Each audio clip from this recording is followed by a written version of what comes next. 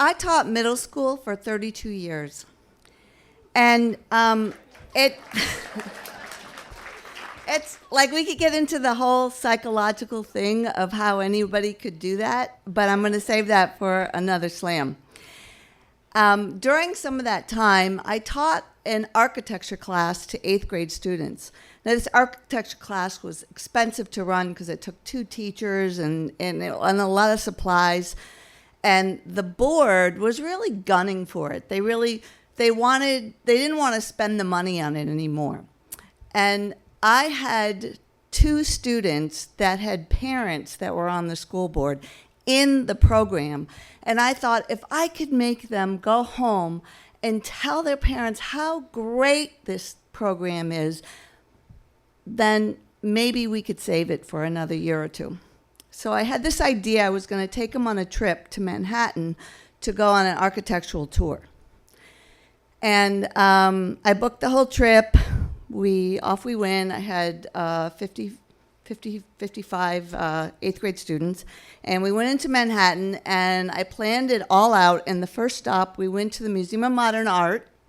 They had an architectural exhibit up. I arranged to have docents. And we went into the gallery. We looked at everything. I was really trying to prime the pump. The docents are talking to them. They look really bored. They're just kind of looking around. And I'm really trying to egg them on. And the docent is asking questions. And he crickets, nothing. They're not saying anything back. And so we leave that exhibit. And I said, okay, we're going to go downstairs and we're going to look at this other exhibit. And meet me down in the lobby. So I get down in the lobby, and I can't find them. And there, I look out. If you go to the Museum of Modern Art, the back of it is all glass, glass doors out onto 54th Street. And they're all outside buying hot dogs. And I'm like, okay, all right, come on. Let's come back in. We get in. I shepherd them through, and then we go out the front door. We get on the bus. And the next stop is Rockefeller Center. So I said, we're here to, and I prepped them before we went there, but it was like I hadn't said anything.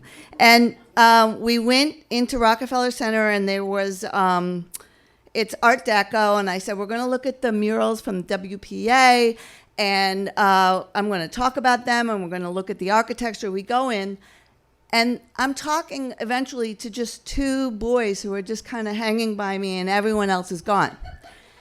And I went, oh my God, where are they? And one of the boys goes, I think they're in the gift shop.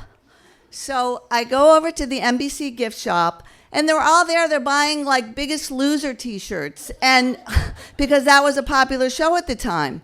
I'm like, oh my God, we're supposed to be looking at the architecture. And they're like, yeah, whatever. So I think this isn't really going very well. We get to the Guggenheim. We're looking at Frank Lloyd Wright. We're talking about it. It looks like a parking garage. Yeah, I know, but this came way before the parking garage.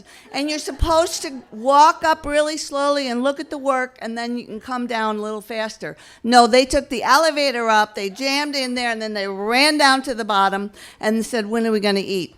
So the next thing, I was like, you just had hot dogs. So we end up at Hard Rock Cafe. I think this is great. They're going to really like this. It's going to really be wonderful. They take your picture on the stairs. Everyone says something. You can buy the picture if you want it at this point. Nobody does. And so I thought, well, we've really bonded here, huh? And they complain about the food. My burger's too rare. The French fries are cold. It was like on and on. Well, the last thing on the trip was we were supposed to go to a Broadway show, and we were going to Hairspray. And they are one of the board members' kids who's sitting a couple rows behind me is, I've already seen Hairspray. And I'm thinking to myself, well, then why did you come on this trip?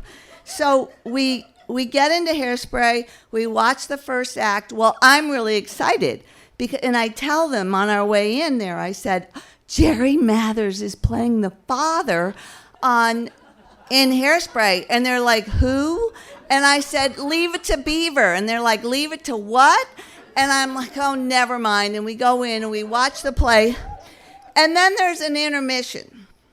So the intermission occurs, and I hear this cacophony coming from, and we're sitting kind of near the door, the aisle, and I hear this cacophony coming from the lower lobby of this theater. And the next thing I know, the usher comes up, and she says, "Who's in charge of those girls downstairs?" And I thought, oh my God, that must be me. So I kind of slink down there. It's 2006. The movie High School Musical is a really big deal. I'm with a group of 13-year-old, mostly girls. And who's standing in the lobby but a man named Zac Efron? And he's there because he's just gotten cast in the movie version of Hairspray, and he's doing R&D. So these girls, I'm thinking, I got to protect this guy. So these guys, the girls are swarming him. He loves it. He loves it. He's signing their programs. He's talking to them. He can't get enough of them.